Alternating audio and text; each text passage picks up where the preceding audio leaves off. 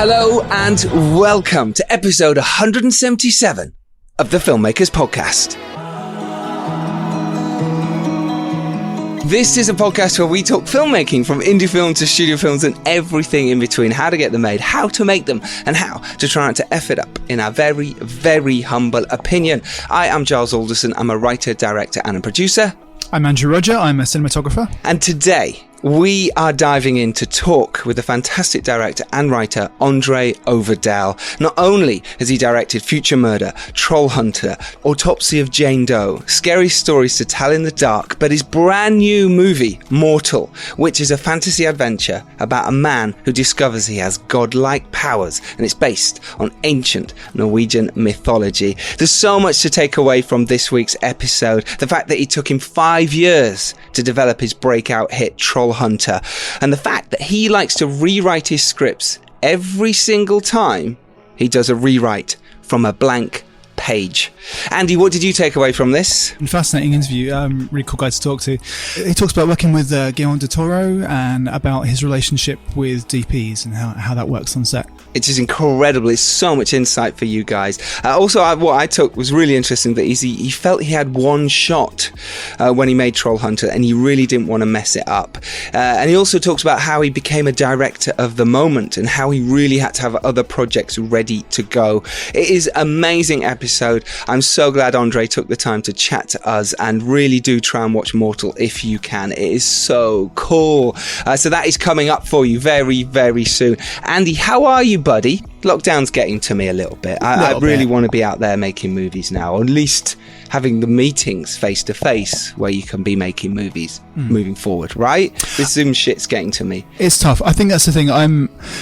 Things are maybe starting to open up a little bit here. I've seen people are starting to come back to shoot and stuff like that, and I want to be like, right, cool. So I've started kind of putting some feelers out and being like, hey, remember me? We worked together 2 years ago, or like, remember, hey, you know. And do you remember me? Yeah. Oh, yeah, I remember you. I'm just not. There's a reason I haven't called you in 2 years. But so yeah, like doing a bit of that. But it's tough because I like to be face to face. I like to go for a drink with someone. I like to, keep in touch and all that kind of stuff. And we've not been doing that for 150 days, is it now? That's insane. And everyone knows who's listened to this podcast for over this lockdown time is I've been very proactive. I've written scripts, I've developed a load of projects, got packs ready, got budgets ready, spoken to investors, so I'm ready to go. And then there's that nagging feeling in the back of my head where you just think, is this just going to shut down again? Your investors are going to go, yeah, we're not sure. Yeah. A few projects have pushed back to March already, and I'm like, well, what are we going to do from now until then? I mean, you guys must be feeling the same who are listening. It's like, how do we get through? So obviously we're here to be positive for you. But it's sometimes good to show this side, isn't it? I think so, man. I mean, this industry can be really tough. I mean, this is unprecedented. Yeah, it's difficult to know. It's like, I think everyone's keen to get back to work, but no one's really sure how safe it is or whether they can put the money into productions. Well, Richard Short has been back finished filming Macbeth, that he's been doing with Denzel Washington, that's been directed by Joel Cohen, which is incredible, of the Coen brothers fame. And he said it was just so different on set.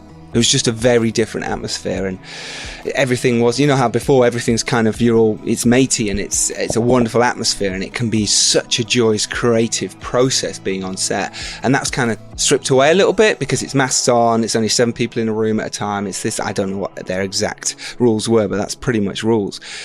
And that kind of kills our love, creativity and passion for what we do a little bit, right? Yeah, it's very social. The thing I found, I've done a couple of days of shooting, the thing I found difficult was, it's the masks and everything. It's not being able to get close to people or hug someone or give them a pat on the back or high five someone. It's just all the stuff that you would normally do. And things like eye contact and stuff, you don't realise how much of what we do is non-verbal, how much communication is non-verbal. If you're both wearing masks, it's hard to tell if you like that take. Yeah, that's so true. Is it good? That's a really good point. Yeah. That's the better fun, huh? So therefore you have to maybe over enunciate your words, which changes the inflection of what you're saying because you've got a mask on, so and that can be misconstrued, especially by actors or performers who are feeling vulnerable anyway. Yeah. All they can see is eyes looking at them and going, "What is that good?" Yeah. And some people have expressive eyes and faces, and some don't. And yeah, you need that verbal or mouth movement to understand. Yeah, it's funny because for us babies, that's how we pick it up. We pick everything up on instinct and what the face is being read. And if you can hardly see that, yeah, fascinating. Well, either way, I'd still rather be on set like that than not. So, oh yeah, I've got to be working, right? I mean, this is it. And even though Arthur and Merlin came out, which Richard Short is obviously the lead in, and that's doing well. Thank you everyone who's watched it. And then The Dare is coming out in October, which is again great. The fact is we do have a movie coming out, and in the UK, I mean, obviously it's available in the US and Canada and other territories, but for us in the UK, it's great. So before we get to the podcast with André, which is coming up very soon, here's some shout outs for those people who've been amazing the last couple of weeks. We have Katie, she's at Filmmaker Katie on Twitter. Diane Knight, as always, thank you Diane for your support always. Jesse Quinones, he's been on the podcast, and again he put out a lovely message the other week. Thank you, especially to those who listened to the Ben Mole podcast last week and the weeks before that. There's been so much love coming through from you guys. The fact that we're still doing this in lockdown, we're still giving advice, and all this is moving forward. I really appreciate that you appreciate that and see that we're still cracking on and doing it. Augie at MSQOU on Twitter, thank you. Dave at Lowlight Dave, Martin Neely, Robbie Martin, and Dan Tonkin. Thank you everyone who supported us and listened to this podcast, and do tell your friends. That's how we grow. Right, Andy? Sorry, what's been happening here during that lovely chat you've just been doing is my cat has got up on top of my laptop and is standing on it, and is also trying to knock the microphone over and is purring. It's good. It's just there's been a lot happening, so I was dealing with that, mate. Sorry. That's nice. I'm still here. It's a cat top. Right, okay, let's get to today's episode where myself and Andy sat down for a lovely chat with director and screenwriter André Øvredal. Here it is. Enjoy.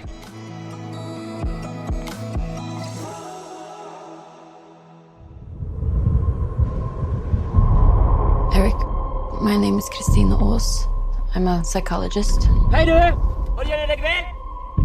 A lot of people are wondering what happened last night with you and the boy.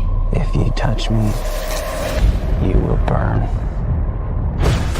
We have uncovered 3 dead bodies. Christine! Just get in the car. He cannot reach a city. You do agree with me, right? You've seen what he's done here. I saw it with my own eyes. You're lucky to be alive.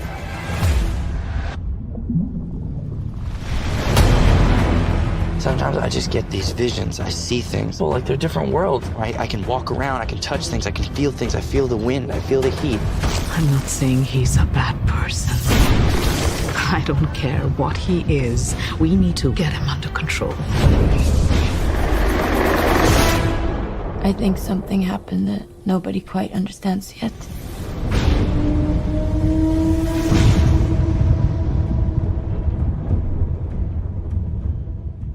It's an absolute delight and an honour and a pleasure to have with us on the Filmmakers podcast, André Øvredal. Hello, buddy. How are you doing? Yeah, I'm honored to be on. It's my pleasure. How are you? Excellent. Yeah, I'm all right. It's a Sunday, and it's gardening day. And all right, for me, let's jump in a podcast. You've not got a garden, Andy, have you? Oh, I do. I just try to ignore it. Fine.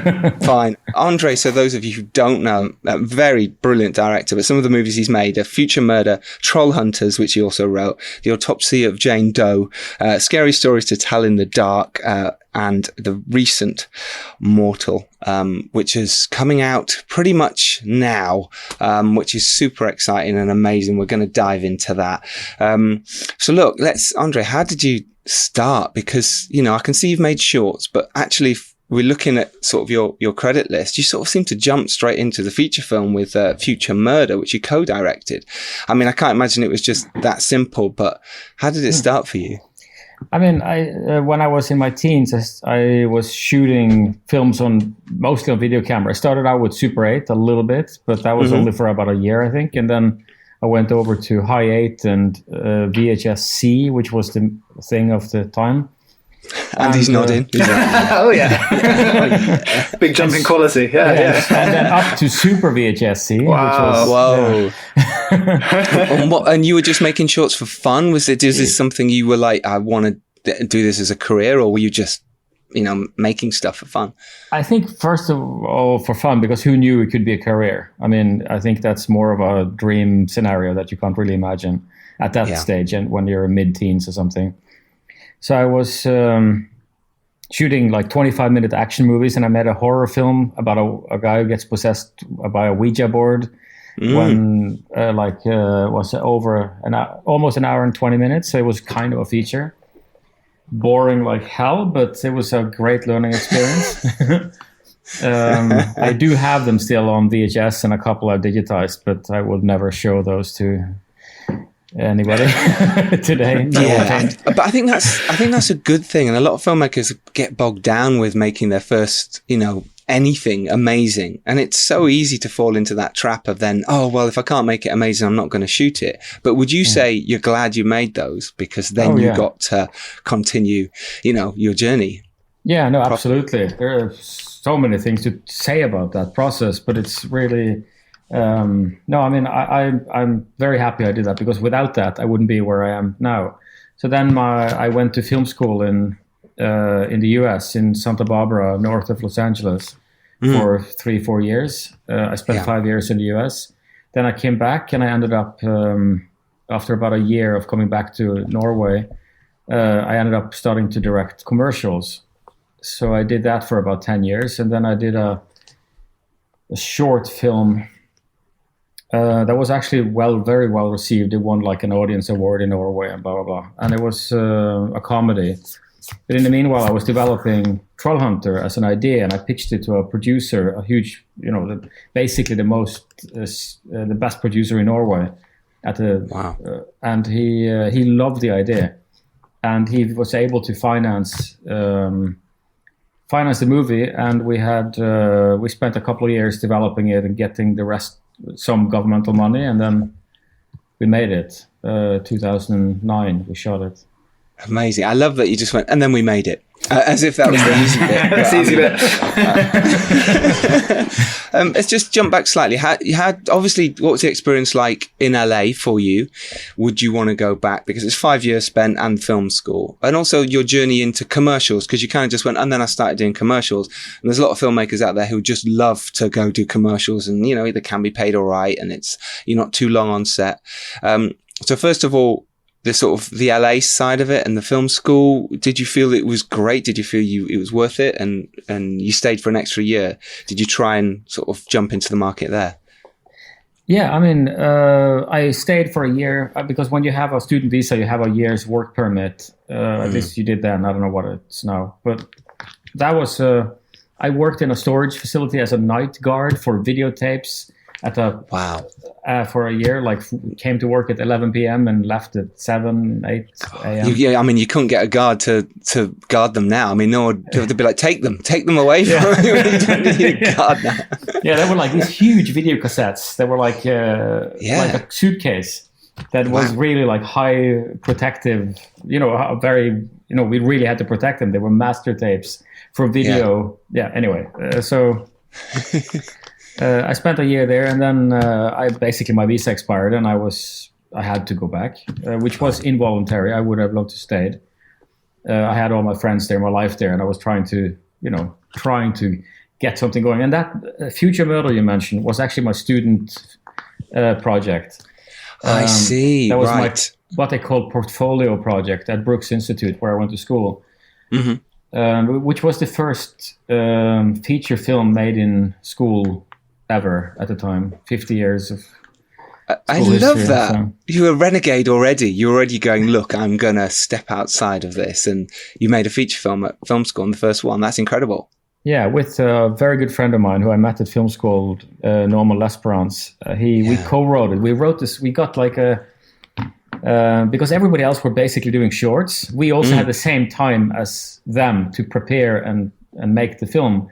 So we were given 8 days or 10 days to write the script.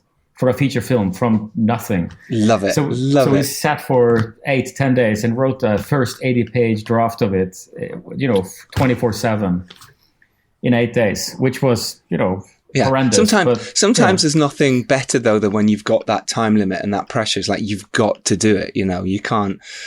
There's no. You have to do it. And were your teachers okay with you doing a feature? Were they fine with that? It was a lot of resistance, but we got support from one or two very good teachers who felt like, let them do it, and then we were able to get it through the system. But it was quite a lot of resistance against it from the get-go, I have to admit. Right. But how was that experience then, shooting it? What was it? It was just fly by night, just get it shot as much as you could. Yeah, I mean, we planned it really well. It was an action movie we had like $30,000-$40,000, and we shot on 16 millimeter, not even Super 16. So we had like a couple of Bolex. We had a lot of equipment at school. So we had Bolexes, and we had an Eclair, I think, NPR, which was and we didn't even have ARRI or anything like that. So we just used all the equipment. We got all our schoolmates together to kind of work in all the positions, and we organized the shoot. I was basically first AD as well as co-director. Mm-hmm. And We've been there, co-director also did the location, and it was crazy. And he also did Boom. My co-director also did Boom. That's amazing. I love that.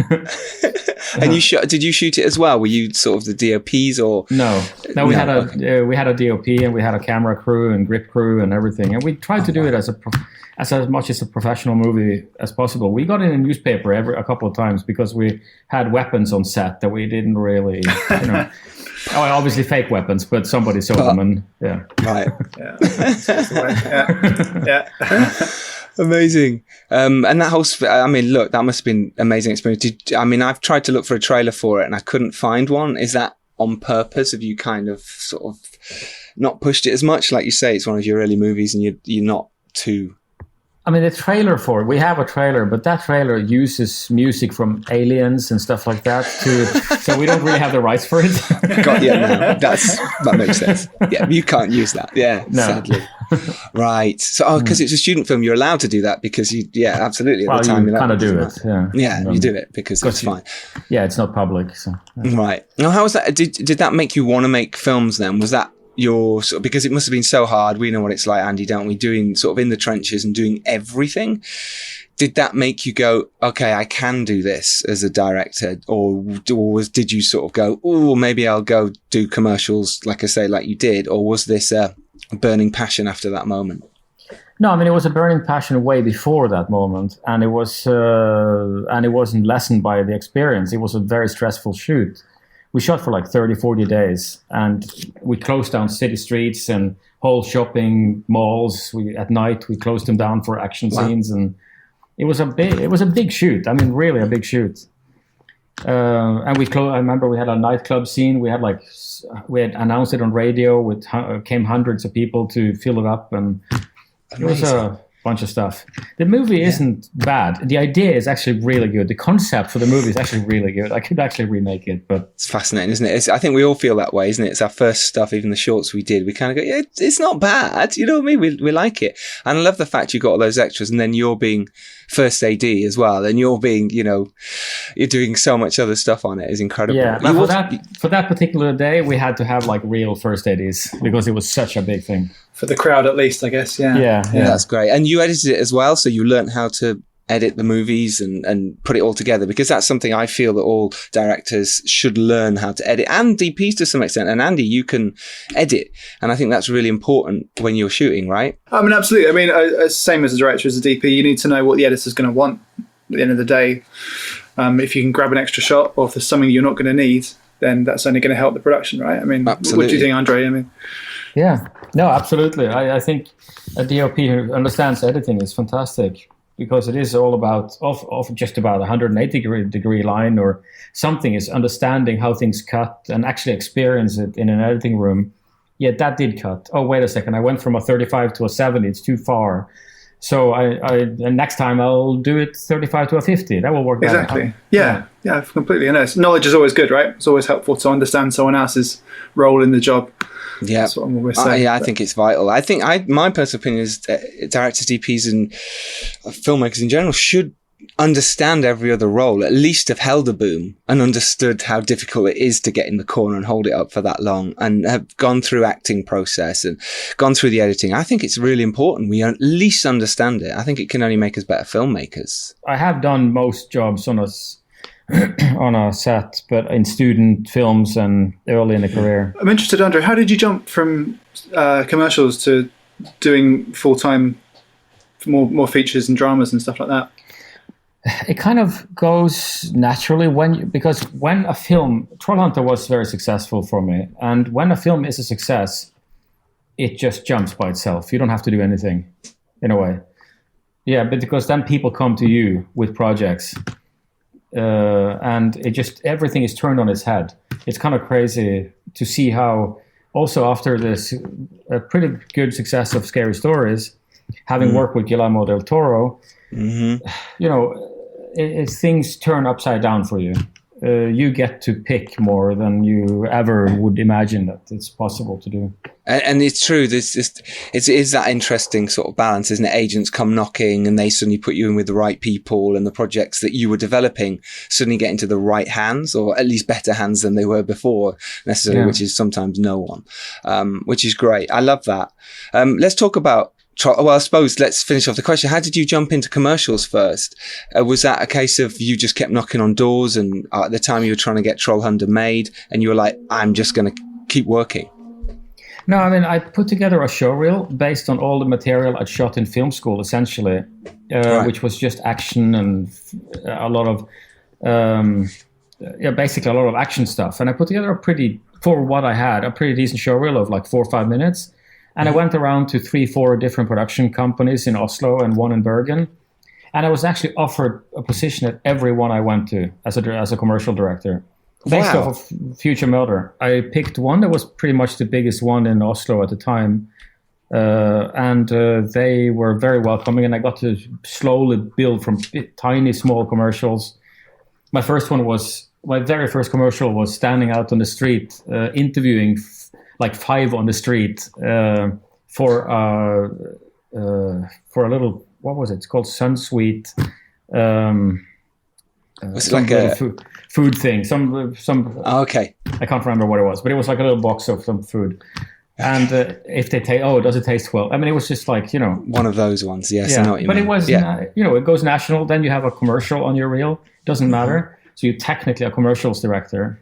It rolls. Phil Hawkins, he's one of our regular hosts, and he does adverts, commercials, and he just keeps doing that. It's like once you've done a load in that genre, they just keep coming. And he's, he also does feature films as well. But it's that balance, isn't it? And during that time, were you like, I'm going to get Trollhunter made, or were you trying to make other movies at the same time? I was trying to come up with an idea for a movie, and then I think in 2000 this was around 2000 when I think even 1998, 99 when I started doing commercials. And then in 2005-ish, I started I came up with the idea of Trollhunter. And I spent, as an amateur, you sit and you do a little bit this month, and then maybe it goes a few months. And it took over a period of several years to develop the concept into something that was something of an outline, because I had to create the world and everything and make it make sense and make some errors. And in 2008, I think, I went and pitched it to the producers, or even before. I wonder, it was 2007. Right. And can you remember how you pitched it? Because there's a lot of, like I say, there's a lot of people who go, great, sounds great, but was there something special you did when you pitched? Or was it just because you're pitching to another Norwegian, right? So therefore they understand the mythology, or at least some of it.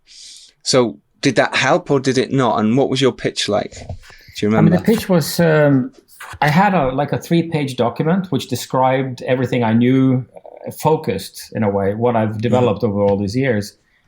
But I just sat down in a room. There were 2 producers, I remember, and they were sitting there. And the senior producer, I was so nervous, I didn't even dare look at him. So I just started. I love it. talking about. I said 3 sentences about what the plot was. Basically, it's about a guy who has a job and he's keep holding the trolls at bay in the Norwegian woods. And I said 3 sentences, and then I looked over at him finally, and he smiled, and he didn't want to hear anything more. I love this idea. We're gonna make this movie. Fantastic. And that was the whole damn pitch.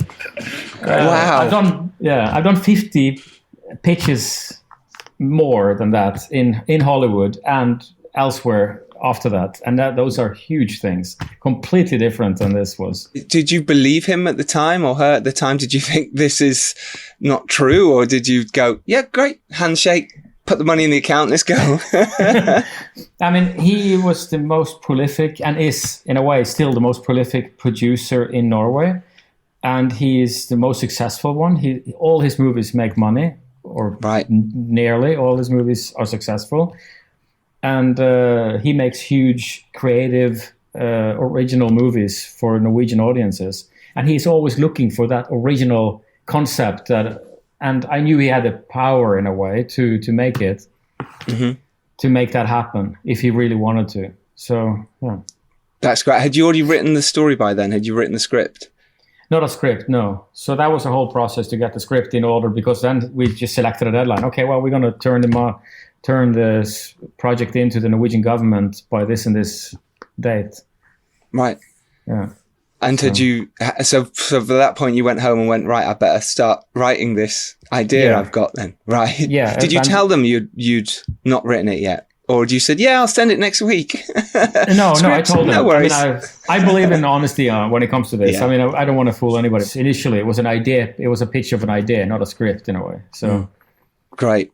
Yeah. That's amazing. How long did it take you to actually write it? And because you'd been in your head for so many years, was it quite an easy process? I mean, I worked a bit with a friend of mine on coming up with a script that was on the way. But then at a certain point, I had to take it over. And I remember I started over again because we didn't quite get it in the right direction. It was a really tricky script to write. So the first draft I wrote in 3 weeks, spent 1 week on the first act, 1 week on the second, and 1 week on the third act. Because that was it. I had 3 weeks in the end to turn it in. And then after that, I just threw out that script and I started rewriting completely from blank pages again. Wow. And that didn't work either. And I started over again. So only the fourth blank page rewrite did I actually feel like the story worked. Wow. And a big thing that I found in developing the script was that I could not have a human villain in the story, because I wanted the film to be about discovering the world of the trolls and the world of Hans, the troll hunter. And initially there was like some farmers and some people who were like villains, and then it became focused. The whole movie became focused on human conflict, and not conflict between human and nature in a way, the trolls. Yes. So, and did you know at that point you wanted to make it a mockumentary, and that I'm following the students and as they go and find these trolls that have been hidden by the government? Did you always think it was going to be a mockumentary, or like you say, was that one of the different rewrites that you'd done? No, that was actually in the initial pitch I did to the producers. It was part of it. It's going to be done as a documentary. No, I didn't ever call it a mockumentary or found footage or anything. I called it a documentary because my inspiration was Man Bites Dog, the Belgian serial killer film. And that is more or less a documentary. And that was kind of the blueprint for how Troll Hunter was supposed to work. And what about shooting it then? Because, like I say, you've got this amazing trolls in the film, and you've got this visualize of this is incredible. Did you know, I'm like flabbergasted at, how you sometimes can put in, we'll just put a creature here, or a big foot will come here, or things. Had you properly planned all this out once you got to that stage of shooting? I mean, the special effects scenes were semi-planned out because we wanted this. The whole movie was very improvisational in style, and I had a very active DOP with me, who has since become a very successful director. But he was, we were working so closely together that he was a character in the movie, as the cameraman. So he had to, in a way, act and improvise. And we always, whenever I started directing that movie, where I tell the actors, okay, I want you to stand over there, and then probably it's a good idea to move over there on that line. If you turn around, the moment I started doing regular directing, the movie became a movie. It didn't feel real anymore.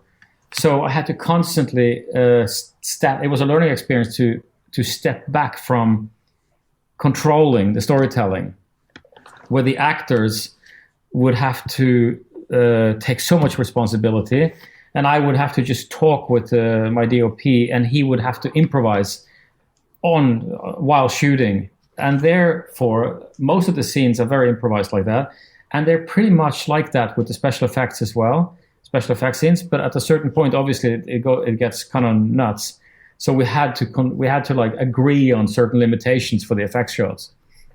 But after both him and I had so much experience with special effects from commercials, which is one of the great things about doing commercials. You get to play with all the fun tools. And so therefore we knew kind of, okay, we can't have that in the foreground in front, because that's going to create a mess. If we put a branch in front of that where we're going to put the troll, it's going to be wreak havoc on the VFX company or make the shot useless. So we had like parameters that we had discussed with the VFX supervisors in advance. Okay, we can do that, this, that. We agree on those. And we just had to keep that in mind while performing the shoot in a way. So there wasn't a VFX supervisor on set with you. It was just you had to just keep that in your brain. Yeah, no, we had a VFX supervisor on set as well. Oh, good. Oh, yeah, constantly. Yeah, absolutely. So we were discussing, but constantly. Yeah, but we didn't actually have much of storyboards, or we had a shot list. Sure. For this movie.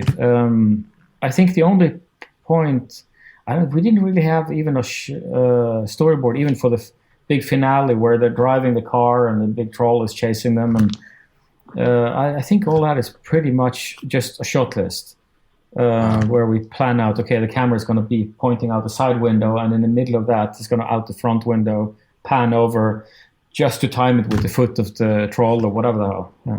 That must have been really difficult, right? I mean, that must have been a challenge as well, because you and the actors can't see the troll. So you've got to say, okay, it's going to be there, and then they move to there. And that must have been, was it frustrating, or was it just, all right, let's see what happens? And did you shoot it different ways in case you needed to move things around in the edit and with the special effects?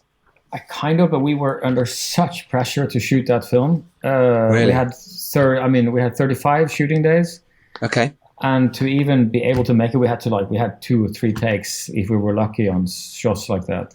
Right. So it was a lot of pressure, time pressure, which it always is, regardless of budget, in my experience. The thing that really struck me about it, and I saw it when it came out, so it's been a few years, but was it's very beautiful, but also how real it felt. And I guess that must be a result of the way you shot it. If it's not so, it's not like planned out like a modern Godzilla movie. If you're capturing what's there and going improvisationally with what's happening. To make that specific film was very different from anything else I've ever done and will do, because I just realized this is the way to do the movie for 2 reasons, practical reasons, or 3 reasons. It is a fun tool to be in a documentary style, and it's also very practical for production, because you only have to shoot a scene from one angle. You don't have to do coverage from 4 different angles, which suddenly you can shoot a scene in 5 hours instead of 8, or in 3 hours instead of 8. And also it created the tension between reality and absurdity is maximized by the fact that you're insisting it's a documentary, while what you're pointing the camera is a huge troll of 80 feet. Yeah, that makes a lot of sense. Yeah. Yeah, I can see it must have been, like you say, you mentioned there that you felt the pressure. Did you feel that as the director as well? Like this is an opportunity for you and you were worried that something might go wrong? I don't know, I got from the impression you were saying there that there was quite a lot of pressure on you to get this right. Yeah. I mean, basically it's a little bit like, I felt like I had one shot. If I fail with this, it's going to be a mess. So it's a lot of pressure. But to me, the biggest pressure is just time on set.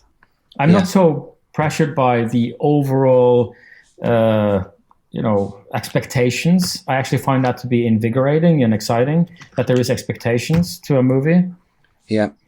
Even working for Guillermo del Toro, it was the expectations of having to live up to his legacy was exciting rather than terrifying. It was terrifying at the beginning, but then it's fine.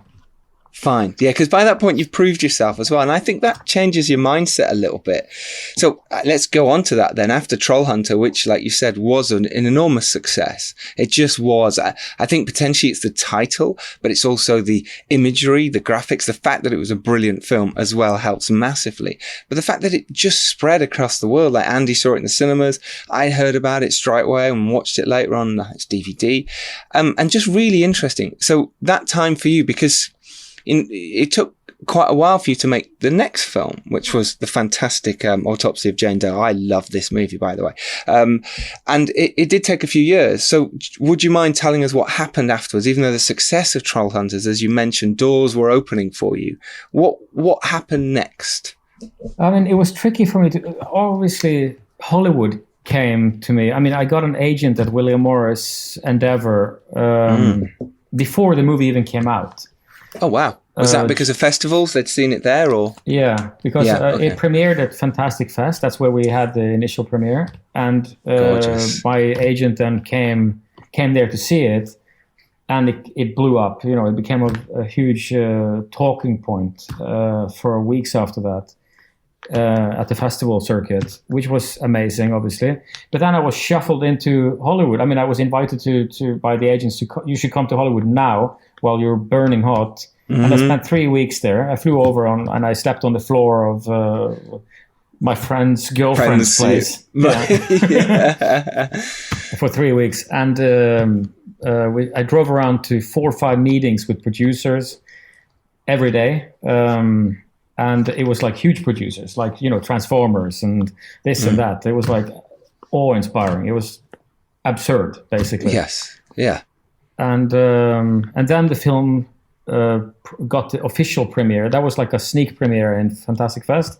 Then the film got the official premiere in Sundance, which was also announced around the same time. This was the very late fall of 2010. So now you're not burning hot, you're like the sun hot. People are like, let's get André in a now. way. You just become the director of the moment for a little period of time until there is a new director of the moment. And also I was invited by Variety, put me on like their top 10 directors to watch for that year. And everything just builds and builds and builds. Yes.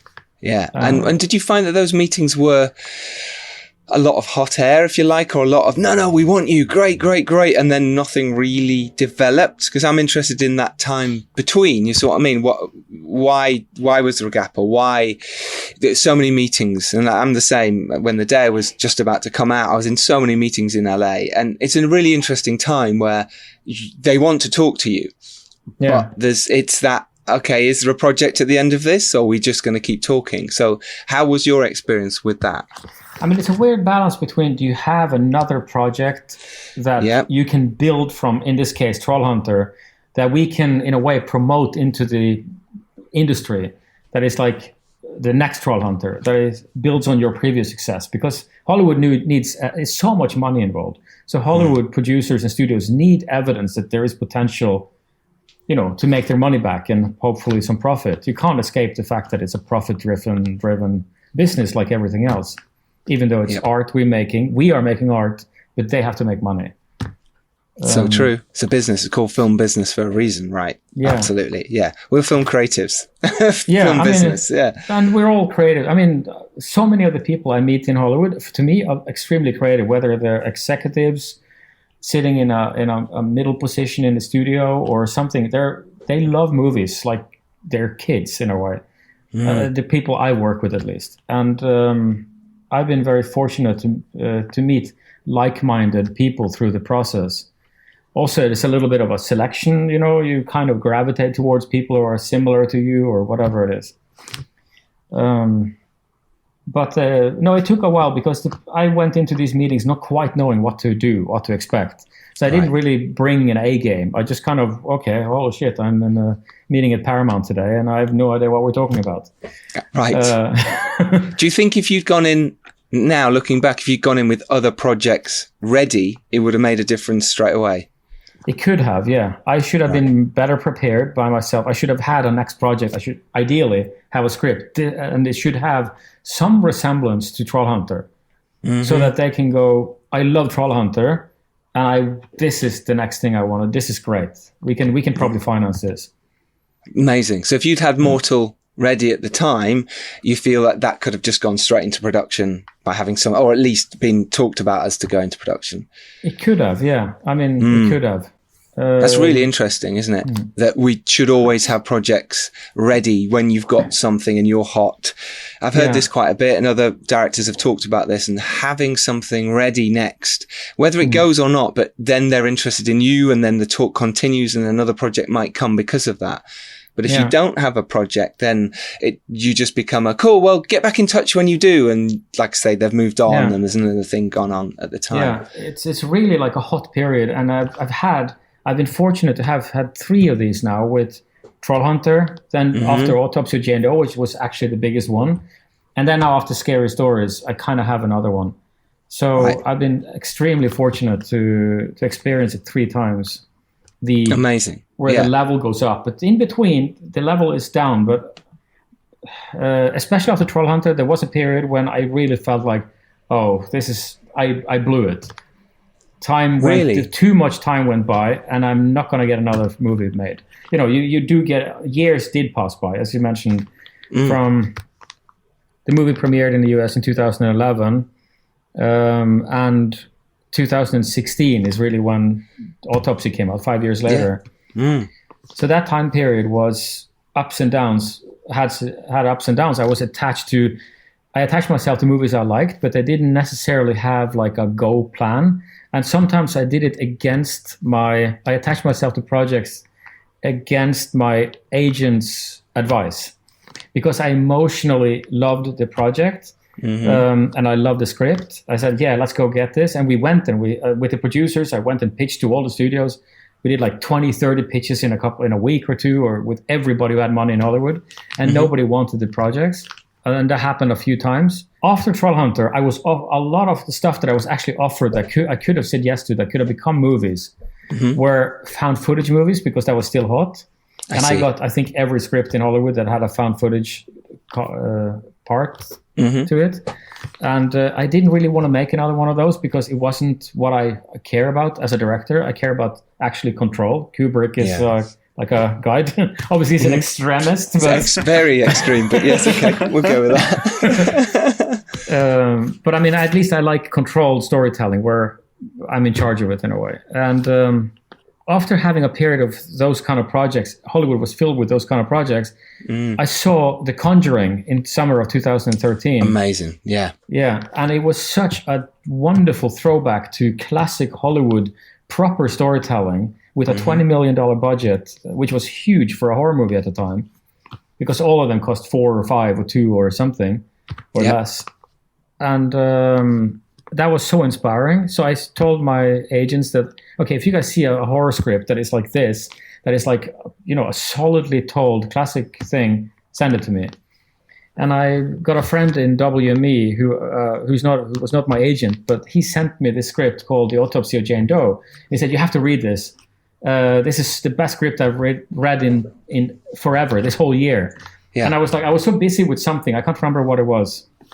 He could actually have been writing the first draft of Mortal. I can't remember. But it was, I didn't read it for weeks and weeks and weeks. And he was like, you have to read this. And then I just saw a list of 20 directors they're going to with the script now, and your name is not on it. And I was like, okay, you read it. And I sat down and I read it. Like I sat up in bed and read it. And I read the whole thing in 45 minutes. It is the best damn script I'd ever read. It was just it was chilling on page, which is impossible.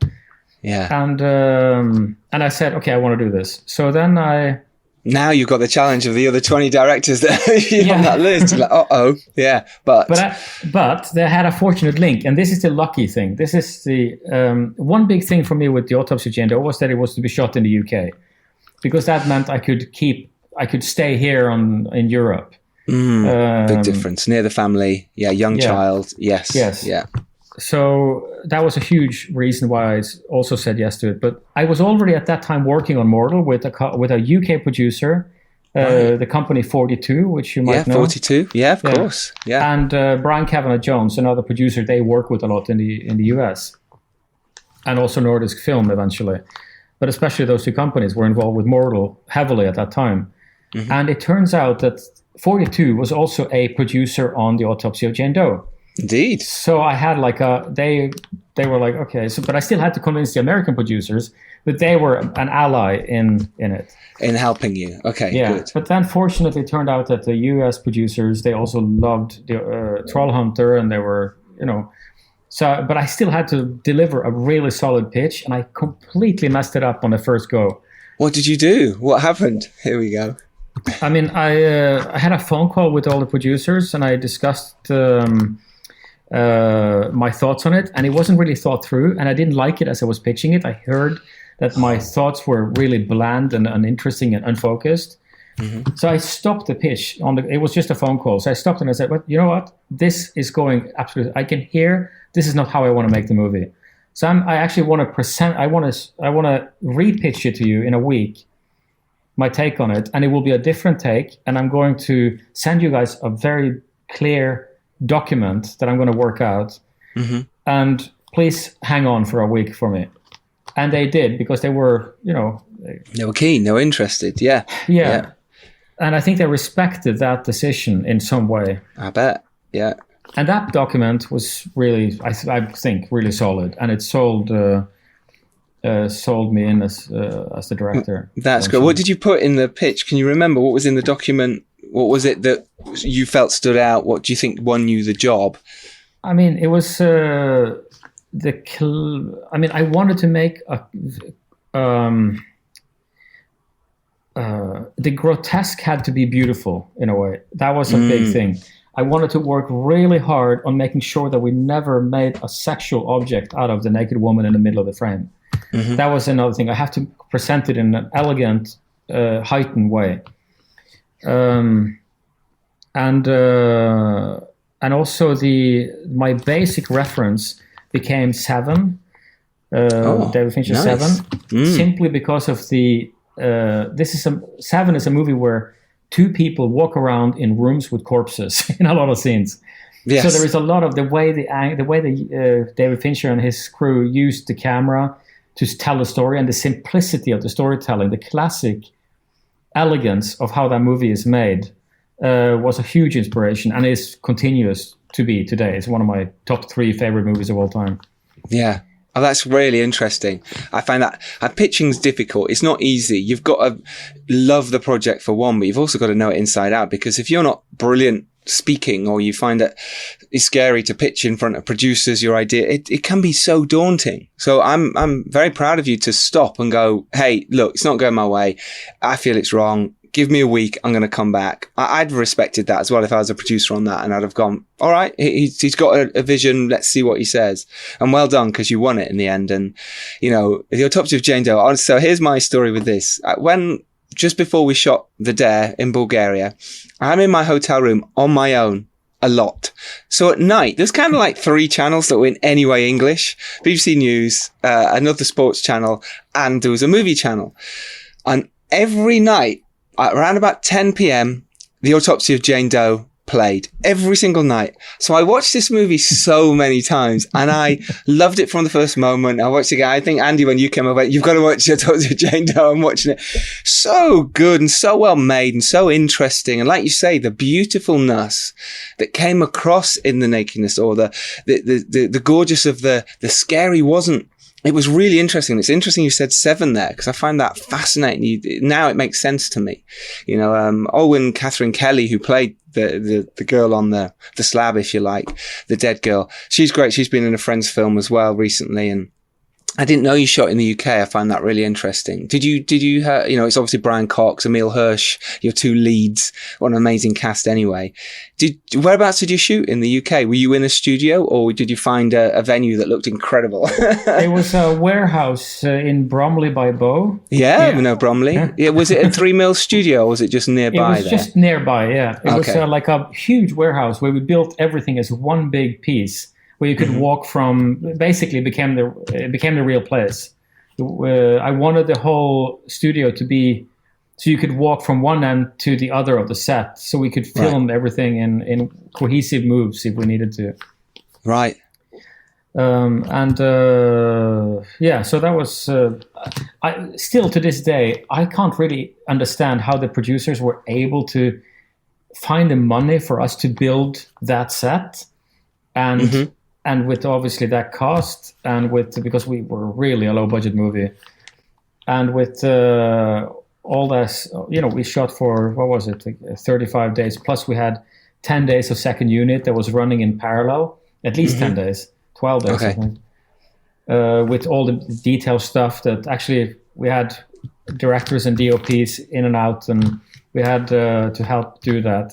And one of the producers who also ended up directing a lot of these detail shots. So I would be shooting in one set there, and he would be shooting there, and we would be like running back and forth and discussing, okay, let's do that next. And on weekends, that's cool. Yeah, and on weekends I would be shooting myself, the second unit, and we would turn over like 50 shots in a day of just details. So it was because it was so much. That was like my big fear with that movie. There are so many detail shots, and everything is described in the script, and it's part of the storytelling to see everything in extreme detail. So I was terrified that we wouldn't have enough time for that. But they were able to find time during the production. It's great. For those of you who haven't seen The Autopsy of Jane Doe, I highly recommend it. If you like these type of movies, horror mystery thrillers, it's a father and son. They're both coroners and they're pulled into a complex mystery while attempting to identify the body of a young woman who's apparently harboring dark secrets. I mean, it's just so cool. I love all the details, the pulling of the skin back, not to, make any spoilers of this movie, but all that stuff was just so inherently gorgeous and brilliantly well made, and well done. I love this movie. It got me through some dark days in Bulgaria on my own in the hotel, I'll tell you. And it's a dark movie, so no, it's just beautiful. The colours as well. Who was your cinematographer? Roman Osin. Roman Osin, right? Yeah. I mean, just great. How do you like to work with DOPs? And this is a question Andy could probably ask, actually. How'd you like to work with DOPs? I mean, DOPs obviously has turned into Roman now over the last few years. Yeah, why not? So there isn't plural in it anymore. Of course, yeah.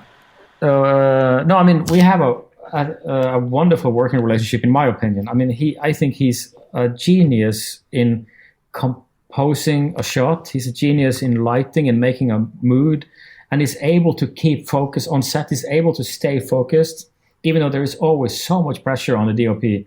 I think it's the hardest. Well, first AD and the DOP have the hardest jobs on set, I think, of the crew. But in a way, especially the DOP, because everything is on. Even the first AD has to refer to the DOP. If we're moving forward, why are we waiting for something, or blah blah blah. It's always, the questions always land on the DOP. So to be able to create art in that environment, because the director and the actors are always protected. There's so much,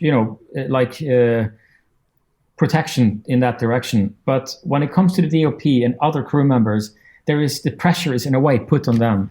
Of course, yeah. You're at the coalface. Yeah. So to be able to focus and create art in that environment is unbelievable to me. I have so much respect for that. So Roman is amazing at that, and keeping focus and remaining calm and fixing and making sure everything looks awesome, even under a tremendous time pressure. Incredible. I mean, that's very clear in his work. It's very clear and focused and easy to look at, and very beautiful and very subtle in places. And yeah, big fan. And the fact that you guys have worked together, quite a bit now, is that because you've got the shorthand, you both work well together, and you're like, well, like myself and Andy in a way, is it the same thing? You're like, well, we like working together, we like each other, and we can create good, films together. Yeah, I think so. I mean, there is a friendship because it's such an intimate working relationship. It becomes a friendship. But I also feel like his ideas are so correlating my own ideas and the way he thinks as a cinematographer when it comes to use of wide lenses, when it comes to use of space. I'm obsessed with camera position, where the camera goes, and I'm also obsessed with composition. But he's so much better at it than I am. So he becomes an extension of my wants in a way. That's a great way of putting it. I really like that. It's so true, because the director's almost got that. They've got the final vision. It's their vision in their heads, but then you're kind of passing that down to your DP and your first and your costumes and your art direction. You're passing your vision, but actually, it's so nice when their heads of department also go, well, actually, how about if I push it this way and this color? And that's what Andy does brilliantly with me. And I love the fact you said that, André, is the fact that it's an extension of your brain. And, you know, if you're struggling for a day and not knowing, or a second, I don't know where this shot could be. And then Andy will go, well, don't forget we're doing this, or because we've discussed it so much before, you know. Yeah. And I imagine you're the same with Roman as well. You've discussed it in so much detail that if you're doing something else, he could probably shoot that bit for you. Do you see what I mean? It's that kind of connection. Yeah. Okay, so jumping it from Jane Doe, then now you're on a roll. You've had now 2 successful movies, as far as I'm concerned, 2 amazing successful movies. Is this when Guillermo del Toro started knocking on the door, or was this before that, you know, moved you into Scary Stories to Tell in the Dark that he produced and co-wrote, from what I can tell? Yeah, no, I mean, I think he saw it around Christmas 2000, or must it have been 17, the Autopsy of Jane Doe, or New Year 2017, because I think mid-January 2017, there were like 2 big tweets out. First, Stephen King tweets about the movie, about the Autopsy of Jane Doe. Yeah, different level. Stephen King tweeting about your movie. Who? You know, just that. Who? Yeah. So that was like, okay, that was absolutely mind-boggling because I've been a fan of his for my whole life, essentially.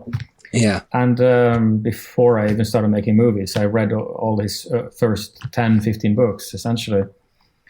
And then I think about a week later, Guillermo tweeted about it. And they were both, very giving in what they wrote. And but I was working with 2 producers named Sean Daniel and Jason Brown on another project that was in the spring there. We were just discussing it more or less in the spring, summer 2017. And that project, in a way, didn't go anywhere. It died. And then suddenly, months later, Jason Brown sends me an email.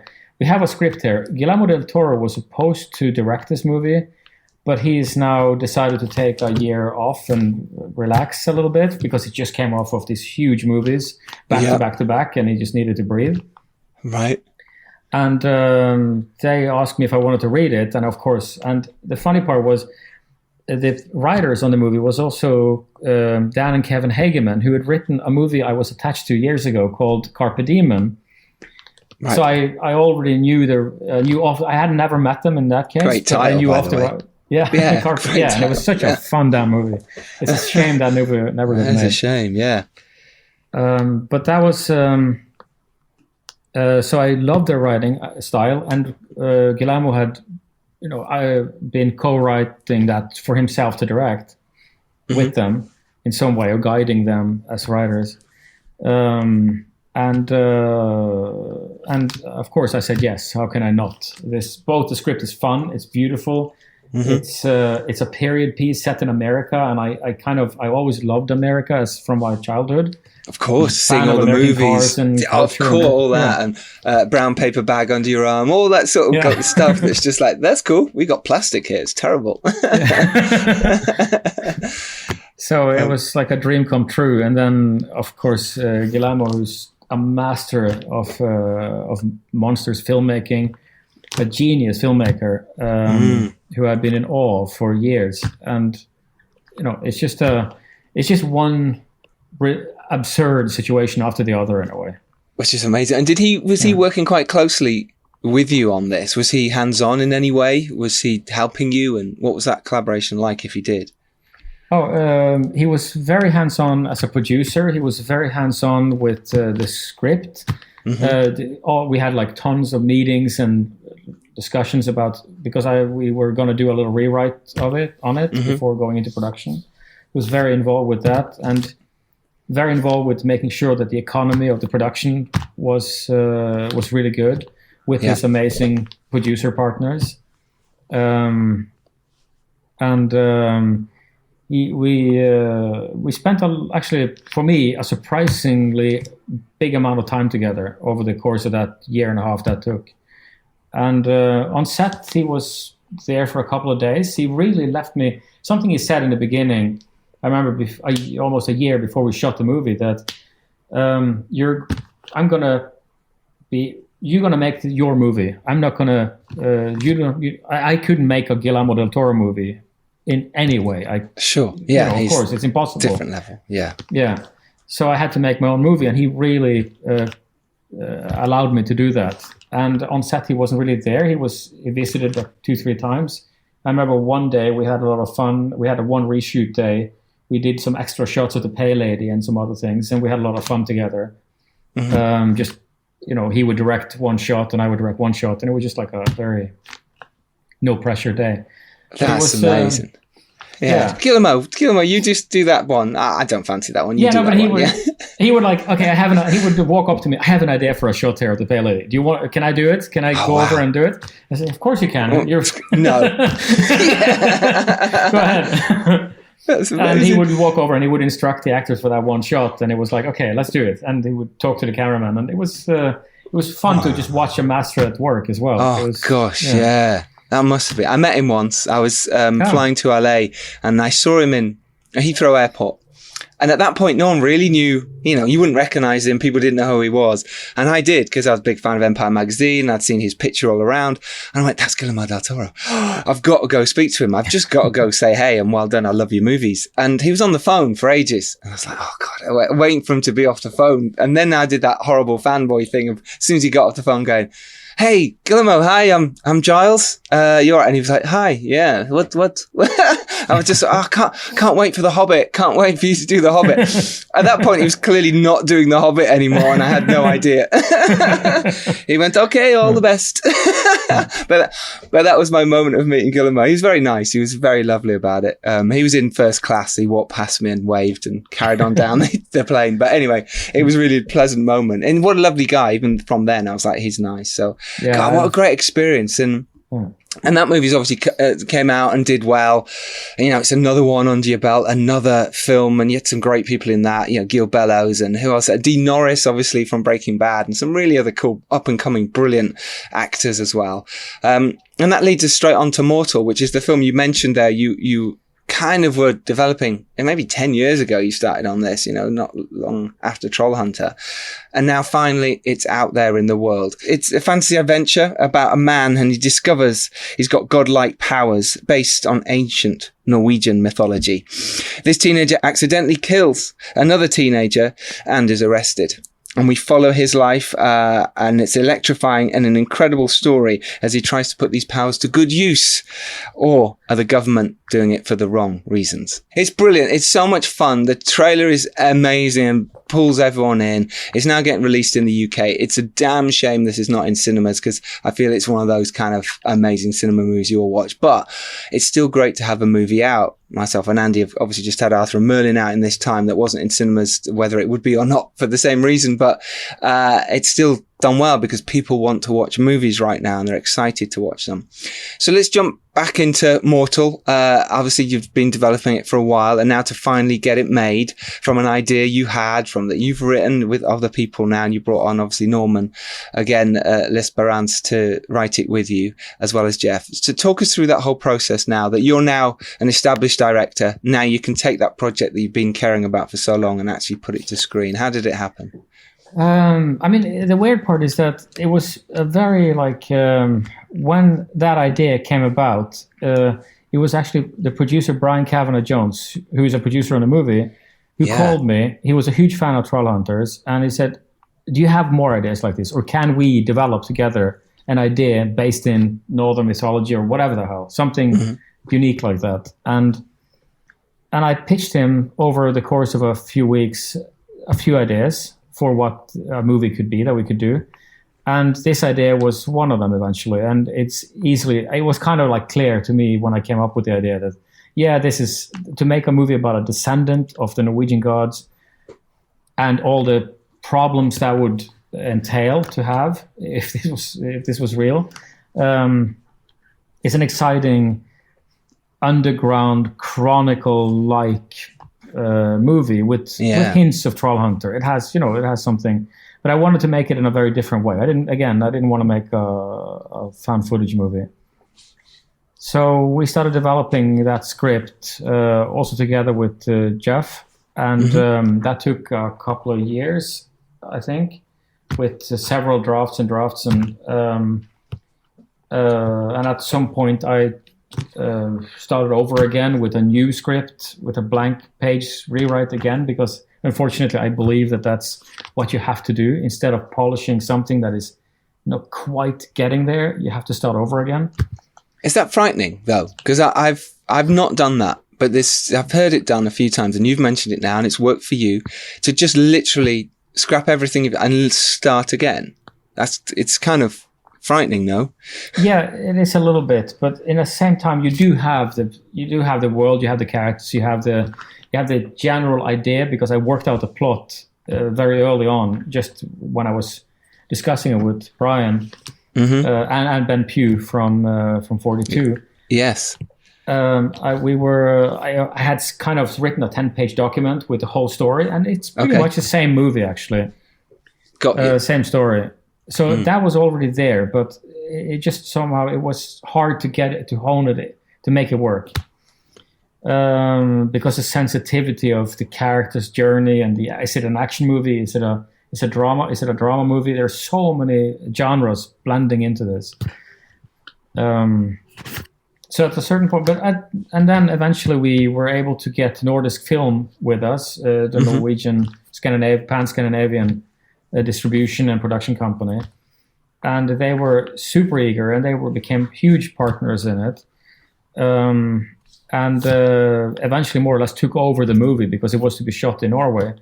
It became a Norwegian production with Nordisk Film, and they and in 2016 we initially tried to shoot it.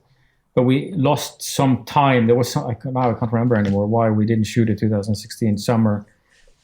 But we lost something, and some time, and then we couldn't gear it back up because the fall became too late into the fall, and then we don't have enough daylight. Daylight, yeah, it could be an issue. So we tried again in the spring and summer 2017. Then we shot it summer 2017. And then the fall of 2017, I got the script from Guillermo del Toro while I was in the middle of editing. I see. Mortal. Okay. Right, so you shot Mortal before you did Scary Stories to Tell in the Dark. Got you. So then you went, right, I need to put a pause on this. I need to go do Scary Stories to Tell in the Dark and come back to Mortal afterwards. Yeah, and we made a really clear, solid schedule of how we were going to do it and how I was going to be able to edit. We had made a huge editing schedule for Mortal, so I spent a lot of time in the editing room. And while I was prepping Scary Stories in Toronto, I was also editing in Oslo on Mortal. But then we eventually, of course, it gets too intense with prep. So summer of 2018, we put down the work on we locked the cut of Mortal and put down the work. And then the VFX companies were to work on it all fall 2018 while I was shooting Scary Stories, which worked out well. And then eventually, it took a while to get everything coordinated for me to be able to finish Scary Stories and Mortal at the same time, and blah, blah, blah. It took a year to coordinate those two movies. Yeah. Was that kind of a nice thing in a way? Because we had this with The Dare, is that we shot this coming out this October. That's 4 years from when we first started principal photography. But actually during that time and all the edits we went through and then the reshoots and whatever, I got to make the movie better. Do you feel that with the same thing kind of happened with Mortal, that there was stuff that you could then go, I've stepped away from it for a little bit. I can see it with fresh eyes, and then reworked it? Or were you didn't have to do that at all? No, I did. I mean, we did do some re-editing to it after we were done with Scary Stories. But I'm not sure if it's an advantage or a disadvantage to have that opportunity to go back and look back at it. Okay. My experience is unfortunately that it's a bit of a disadvantage, because there is a momentum to the movie that you want to finish. You're in one mind, you're in one focused mindset. Mm-hmm. And obviously you learn. It's difficult to say, because we learned so much. Both myself and everybody around me learned so much on Scary Stories. So when you come back you do see the movie a little bit differently, and you want to tweak it. And that did make it that did make an impact on it. It made it better. Mm-hmm. So maybe it is an advantage. But there were some other disadvantages to it, to postponing the finishing of it. So. And what were they? Because were they more mindset? The fact that you're not in it, because you know what it's like when you've directed and shot a movie and now you're in the edit. You know everything about the movie. You remember a two shot that's maybe missing from the drive or whatever, and you're like, no, there was another shot. And like say 2 years later, you forget that. Is that what you mean when you say the disadvantage of it? No, yeah, I mean it is that, but you're. It's just that you've had a momentum on why the movie is important at this particular time. And that might be a little bit weakened or it could be strengthened by time passing. It's hard to know, really. But anyway, we went nuts. As soon as Scary Stories was done, we focused entirely on Mortal and finished it fall of last year. Yep. And waited for the release date. I think it's just a really classy fantasy, really interesting movie. I think it's great. I think it shows you as a filmmaker what you can do. I thought the cast were really interesting. I find it fascinating that you shot this before Scary Stories, which for me is really interesting. I find that really cool. What do you feel now is sort of next for you in terms of, do you want to carry on down the fantasy route, the sort of horror fantasy route, or are you, hankering to do a romantic comedy set in Islington? No, I mean, I'm supposed to, when this virus hit, literally on my way to the US to start prep on a movie called The Long Walk, based on a novel by Stephen King. But I'm working with the scriptwriters on Scary Stories. Mm-hmm. Working on a touch-up on the script for The Last Voyage of the Demeter. Working on other things that might become movies in the future. So you've used this time well to develop and semi well. I wish I was more effective, but it's stuff gets done eventually. Stuff gets done slowly eventually. Well, The Long Walk, how is that? Obviously the Stephen King must have been really interesting for you to go, I'm directing a Stephen King written movie. That must be just mind-blowing and exciting. And how far away from you were to actually shooting this? I mean, now, I don't know. Now it's up to virus and Trump, I guess, when we get back to shooting. But eventually, it's an amazing script written by Jamie Vanderbilt, who wrote Zodiac, among other things. Yes, yeah. And it's a stunning interpretation of the book. I'm just super excited to get back to it whenever we can. But right now, it's not really possible.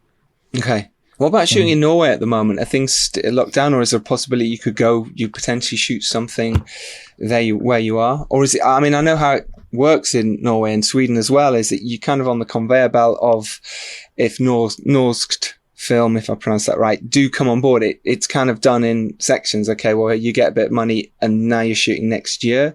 So it's not possible for you to go, just generally just go out and shoot something. As simple as that. right? Am I correct?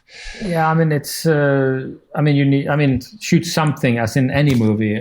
You can't. Yeah, I mean, I think I heard somebody say that there are 19 productions starting up now in the fall, like right now that the vacation is over.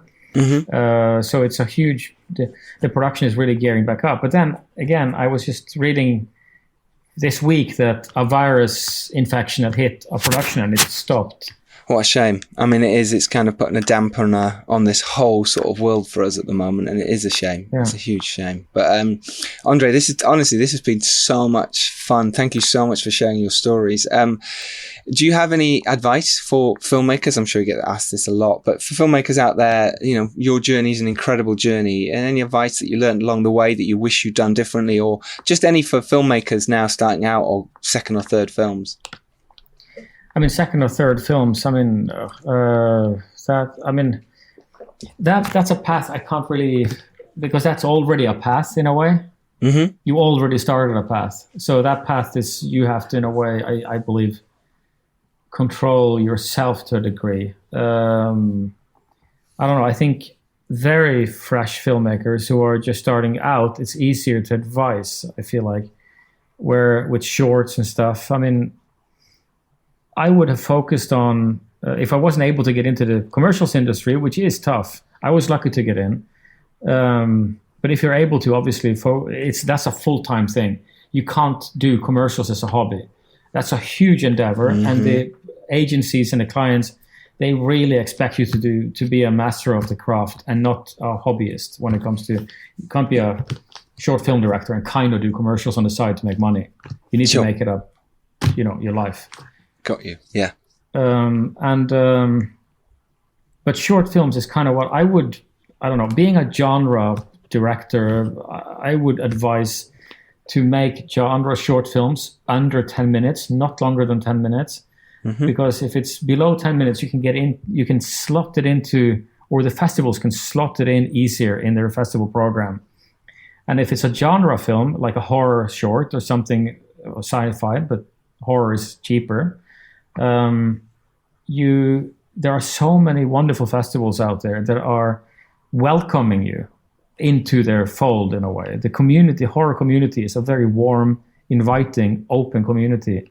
Mm-hmm. And I think that you have a bigger shot doing that as a young starting filmmaker than going for the artistically heightened, Cannes-worthy short. That is such a tough, narrow, unbelievably hard target, because you have to be among the best in the world to get in there. I mean, it's or the luckiest or whatever. But with horror, there is a want for your movie, I think, or for your short. Mm-hmm.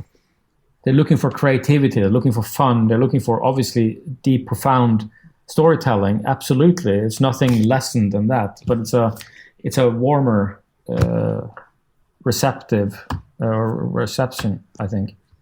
Yep, that's great advice, and I totally agree. I think people get bogged down with making these award-winning shorts that have to go ever and have to win this and do that. No, make a genre version, and that, like you say, the horror crowd are amazing. The fact that they've accepted me with The Dare, and that's just a delight. So, and they are great. And once you've got them on side in any way, they'll keep championing you. Whereas if you've won something at, somewhere else that isn't a genre, then now you need to find your own path, and it's a different path. But that's great advice. Yeah. Thank you, André Øvredal. Thank you so much. Mortal is out now in the UK. Do you know when it's released in the US? Is it out around now? Do you know if you've got that? I think it's coming in later in the fall, I believe. I don't know. Okay, later in the fall. Yeah. Fine, but it is out in the UK. Do go see it. It's brilliant. If you like Chronicle, if you like the sci-fi Guillermo del Toro style, if you like André style Troll Hunter or Jane Doe, you're going to love this movie. Honestly, it's so cool. So well done, and congratulations on your career. It's brilliant. Thank you for joining us. It's been absolutely amazing. Thank you. It's been a pleasure talking with you. Great Absolute fun. pleasure. Yeah. Is there anywhere people can find you? Are you on Twitter? Are you on the socials at all? Yeah, I have Twitter, Facebook. I'm around. Yeah. Yeah, so is it just your name, André Øvredal? Yeah, I guess I think my Twitter name is Film Troll or something. Yeah. Film Troll. I'm not great. very active. I'm not Guillermo del Toro there. That's for sure. Right, okay, fine. I'll put a link to the show notes anyway, and people will be able to find it there. Amazing. You can follow me at Giles Alderson. You can follow the Filmmakers Podcast at Filmmakers Pod. If you've got a film, or you've got friends who've got a film and want to be on the podcast, contact us, thefilmmakerspodcast at gmail.com. Or if you've got anything you want shouting out, whether it's a crowdfunder or whatever, let us know. Andrew, where can people follow you? If you go to Giles Alderson's Twitter page, then usually I'll tag him in something. I'm at 35mm DOP on Instagram and everywhere, and Twitter as well, and he's got a brilliant website, 35mm.dop.com, where you can see his amazing work. And luckily I've been lucky enough to direct some of that work. There's a couple bits in there. There's a couple of bits I have made for him, and he's made for me, more importantly. So thank you so much for listening. Remember, you can go out there and make your indie film. You can make it happen. Know who your audience is and do it. And if you're lucky enough to rise up and do well, it is your duty to send the elevator back down. We will see you next Tuesday as always. Andre, you are a star. Thank you very much. My pleasure. Andrew, you are a pleasure. Thank you. I'm leaving that. Andre, thank you, buddy. Thanks, Andre. Cheers, guys. Take care. Bye.